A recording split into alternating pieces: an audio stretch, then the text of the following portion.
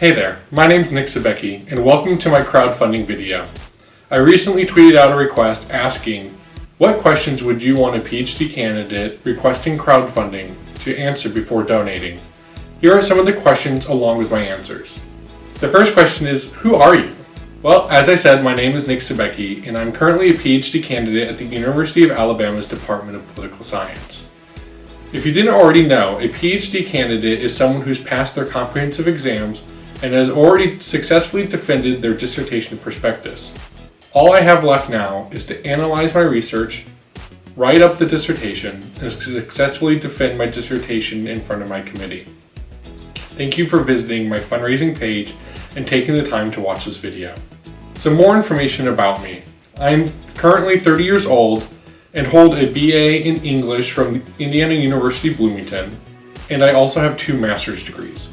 My first master's degree is from Maastricht University and is in European Studies.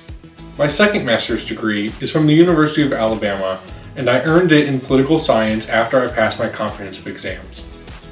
When I'm not working on my dissertation, I enjoy long distance running and working out with my girlfriend, creative writing, reading, watching anime, and playing tabletop role-playing games with my friends. If it's not obvious already, I'm obviously a healthy nerd. I value people and my connections to them, and think that people are the most important thing in this world. I also greatly value education. I think everyone should have access to a good education so that they are prepared to seize opportunities. Well, if I'm being completely honest, I almost didn't choose to apply here. However, the university sent me a postcard after I completed the GRE exam, and my dad pointed out that given that they have a great football program, they might also have a lot of funding for graduate students and research centers. I looked up their faculty, and I was instantly attracted to the fact that all 4 of the international relations professors studied international security in some way, and they researched something related to it, such as civil wars, the Israel-Palestine conflict, wars between countries, and regional security orders. I immediately applied and had fruitful conversations with the then Director of Graduate Studies. When I was told they were trying to get me funding, I told them I would automatically accept if they were able to offer me a fellowship and/or graduate teaching assistantship. They did, and I did immediately after. My goals are that I want to work with and help others as a servant leader. I'm currently applying to serve by teaching at professional military education institutes like the Air Command and Staff College, Naval War College, Army War College, as well as others. I'm also applying to work for the US government and international organizations such as the United Nations. I'm also open to working for corporations, nonprofits, and civilian universities as long as I am in a position to use my knowledge about strategies to teach others and help them on their paths. The next question is, what is your research about? I study a group of people that often go overlooked in political science studies when it comes to how governments work and decisions are made. These people are US military and civilian personnel at the working and senior levels, but not the leaders themselves, which most researchers focus on. My primary research agenda focuses on understanding their experiences and thoughts when it comes to developing strategies, policies, and plans that are meant to guide how the US government acts outside of its borders.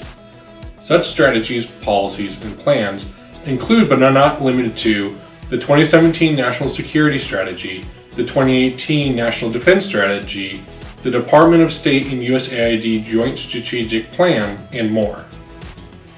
My goals in terms of my research are to bridge the gap between academia and policy and have a positive impact on how governments develop, implement, and assess their strategies, policies, and plans. I want to use my knowledge and abilities to teach future military officers, civil servants, and policymakers what to expect in the real world and what the best practices are. I also want to use my knowledge of how governments work in order to help them make better decisions and help those in need, providing for a better world for everyone. The next question is, why do you think your research is important? I think my research is important for a variety of reasons. First, there is almost no empirical research that has been done regarding the development of strategies, policies, and plans, and there has been essentially zero research that takes into account the working and senior level bureaucrats. These military, foreign, and civil servants do the majority of work when it comes to developing, implementing, and assessing the rhetoric and actions of a government. So, if we want to understand why countries do what they do, then we need to understand these groups of people, their professions, and their practices. Another reason why I think my research is important is because there's already a lot of publications out there telling people how they're supposed to go about creating strategies, policies, and plans. However, oftentimes this research is based on anecdotal evidence or is based on maybe one case study. However, in my research I found that almost everybody's experiences have slight differences and not each case is exactly the same. And so, if we want to be able to have better strategists, policy, and military planners, then they need to be able to see all of the variation that might occur when they go to practice it themselves. The next question is, what problem arose in the scholarship process? I think that this question can have two different meanings. The first is, what problem arose during my graduate career relating to conducting my research? The second is, what problem arose with my funding? To answer the first question, there were some difficulties and challenges that arose during my graduate career. I worked as a graduate teaching assistant for 1 year, an instructor of record for 4 years, and a graduate community director with housing and residential communities for 1 year in order to pay for my schooling. These positions take a lot of time to prepare for and do well in. I'm thankful I had these positions for both the experiences and also the funding. I also used qualitative data gathering and analysis methods in my research. I spent 40 days in Washington, D.C. and Norfolk, Virginia, interviewing current and former military and civilian personnel and running a focus group to gather original data. I then spent a semester using phone and Skype calls to continue conducting interviews. Around the same time that I was gathering my data, the first impeachment process of former President Donald Trump was taking place, which probably led to many of my initial contacts to cancel or avoid being interviewed by me towards the end, making getting interviews more difficult. Qualitative data gathering and analyses often take more time than quantitative projects, so it is not uncommon for the average Ph.D. with a qualitative project to take 6 to 8 years to graduate. This will be my 7th and final year. I also became quite sick this year and was hospitalized twice, once in January and once in February. At the same time, my partner contracted some mysterious disease that multiple doctors and specialists have been unable to identify. As her partner, I do my best to always be there for her, especially given that she does not have a car and needed to travel to 3 different cities to attend appointments. I have also been facing a challenging set of life circumstances during most of my PhD career. Our teaching fellowship stipends are only a few $1,000s above the poverty line, between $13,500 and $14,440 when I was a GTA. And the first year graduate community director stipend is only $650 per month for a 10 months contract. We got an apartment in our residence hall for free, however housing scholarships get taxed. In order to supplement my income, I applied for and have received SNAP benefits or food stamps off and on for the last 2 years. Worked as a tutor for 4 semesters and have applied for a number of internal and external travel and research grants. While the first 2 years were hard, I started facing increasingly difficult personal and life challenges at the beginning of my 3rd year. These have included personal health issues, a poor standard of living, the death of one of my grandmothers, and the worsening of my other grandmother's Alzheimer's and dementia symptoms. As research and students will tell you, such hurdles greatly impact one's ability to work and study, both of which I've been doing simultaneously. In regards to the second question, what problems arose with my funding, the answer is more straightforward. Graduate teaching assistantship fellowships are only for 5 years. Graduate community director fellowships are also limited and are similarly based on a year-to-year application.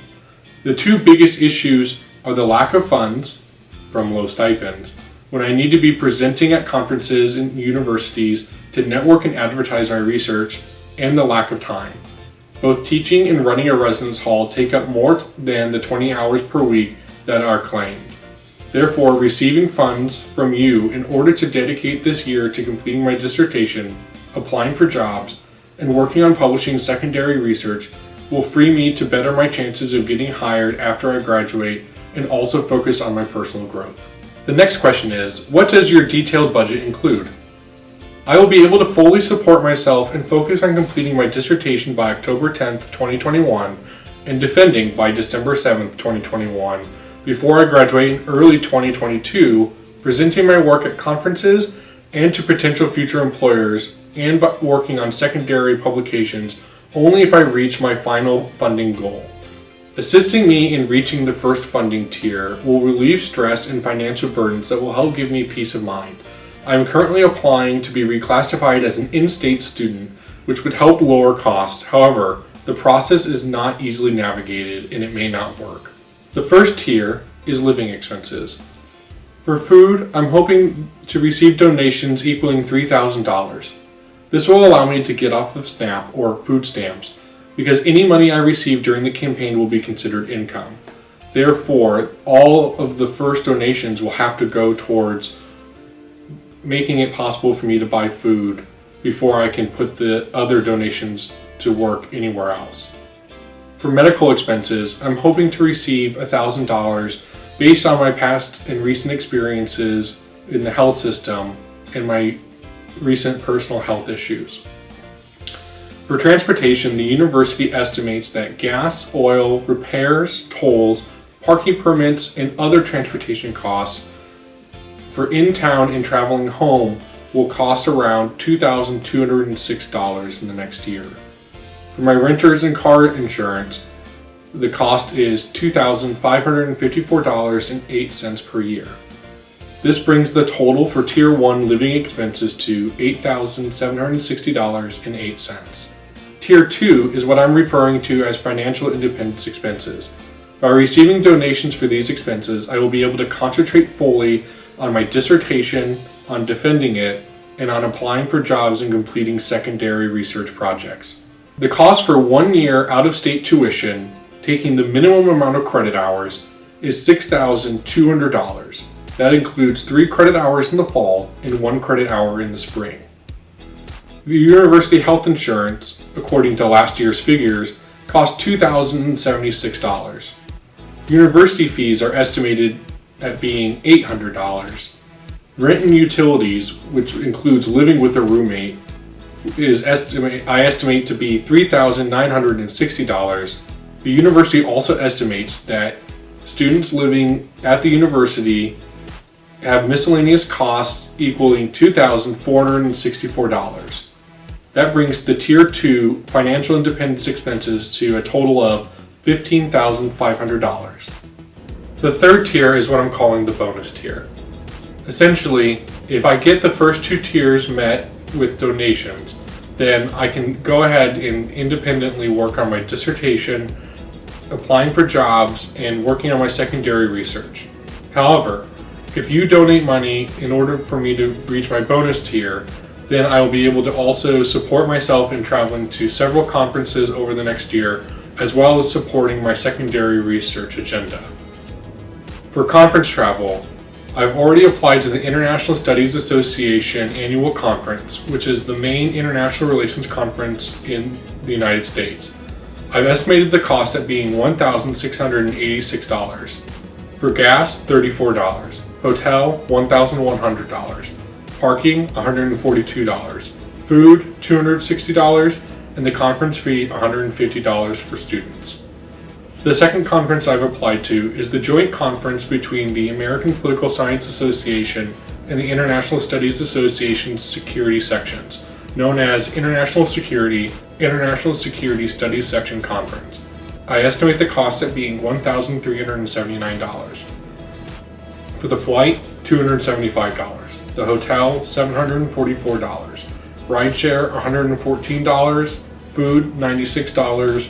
The conference fee, $150. I'm looking to apply for the University Conference Domestic Travel Grant from my university, and I've already reached out to the conference coordinators to ask if they might have leftover travel grant money for a student. If I was able to get the University Conference Domestic Travel Grant money, this would save $1,000 from these expenses. I'm in discussions with 2 of my committee members and 1 of my co-chairs to also give presentations at 3 of the professional military education institutes that I would like to apply to. The first is at the Naval War College. The flight would be $345, lodging would be $465, car rental or ride share would be $529, and food would be $144. For the Army War College, the flight is estimated at $293, lodging at $300, car rental or ride sharing at $378, and food at $120. And traveling down to Air University, which is in Alabama, would cost $34.21 in driving and parking. Lodging would cost around $350. I wouldn't have to pay any money for a car rental or rideshare as I would drive myself, and food would cost $160. In terms of secondary research travel, in order to conduct my archival research in Washington, D.C., the flight would cost $175, lodging would cost around $367.84, metro and bus fares would cost $136.80, and food would cost around $251.43. This brings the total of conferences and secondary research travel for my bonus tier to $6,114.28. If I complete at least Tier 1 and Tier 2 with your help, the total is $24,260.08. If with your help and donations we can reach all tiers total, then that would be $30,374.36. The next question is, what is your completion plan? I am currently using Scrum and the Pomodoro technique to better manage my dissertation project in time by completing manageable chunks in weekly sprints. I plan on finishing a completed draft of my dissertation by the end of August 2021 and submitting my final draft to my dissertation co-chairs by October 10th, 2021. They will need between October 10th and 31st to read the entire dissertation. With their permission, I will send individual chapters to my dissertation committee members to get feedback. I will then turn in the final revision on November 7th, 2021. The dissertation committee will then have a reading period between November 7th and the 29th of 2021. I will defend my dissertation sometime between November 29th and December 3rd. Oftentimes, candidates are given revisions to make by the dissertation committee after their defense. I will have until December 23rd, 2021 to complete those revisions and turn in the dissertation for final approval. After receiving final approval, I will have my department upload the proper paperwork between December 4th, 2021 and January 18th, 2022. I will upload my dissertation to ProQuest and apply to graduate after the forms are submitted. I will then graduate in early May 2022. The final question is, what can someone that wants to help do to assist you?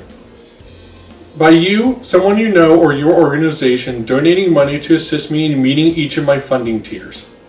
You can donate to me here on my crowdfunding page by mailing donations to my current mailing address, which is 1831 University Station, mail stop code 205777, Tuscaloosa, Alabama 35487, by sending donations over Venmo at N.K. Sobecki, that's N as in Nick, K as in kite, and my last name, Sobecki, Sobecki, or via PayPal at paypal.me/Nicholas Sobecki.